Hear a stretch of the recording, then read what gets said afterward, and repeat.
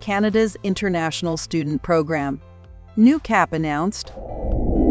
In today's video update, we'll talk about the new announcement made by the Government of Canada regarding the cap on international students.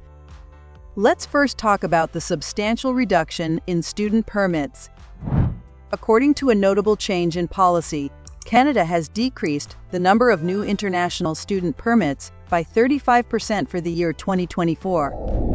This reduction is a temporary measure to cope with foreign enrollment and maintain a sustainable level of temporary residence. This cap interprets almost 364,000 new approved permits for 2024, with the 2025 limit to be based on reassessment this year. Before we continue, let's tell you about the newly launched feature on our website. Now you can get in touch with expert immigration advisors in just few clicks.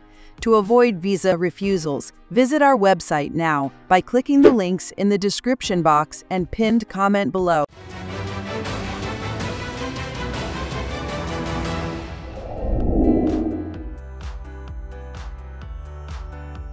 Are you wondering about the provincial allocation and specific exemptions? The study permits will be granted according to the population size of each province. This measure translates to reduced allocations for certain provinces, like Ontario, which might face a decrease of more than 50%. Surprisingly, certain students will be exempt from this cap, including those applying for graduate-level programs, master's degrees, and PhDs, as well as elementary and secondary school students. Let's briefly tell you about addressing quality and integrity concerns. This temporary initiative aims to disrupt the exploitation of international students by some institutions and sustain the quality of education, as emphasized by the Immigration Minister, Mark Miller. The policy is focused on restraining those private institutions that have allegedly taken advantage of international students by charging excessively high fees while potentially imparting substandard education. What's the impact on postgraduate work permits and spouses of international students?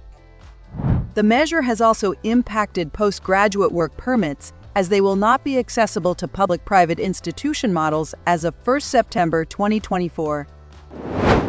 Moreover, open work permits will also soon be limited and granted only to spouses of international students enrolled in master's, doctoral, and specific professional programs.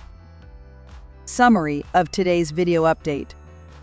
This decision to cap the number of international student permits depicts Canada's strategic approach to managing its international education sector.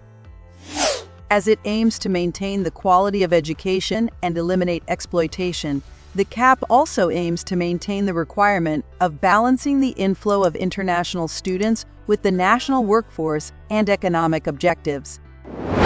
This policy change will profoundly impact the future of international education in Canada and will need cautious implementation to ensure its effectiveness and fairness. That's a wrap for our video. Remember to spread the word by sharing it with your loved ones on Facebook, WhatsApp, and Twitter. We appreciate your time watching today's update.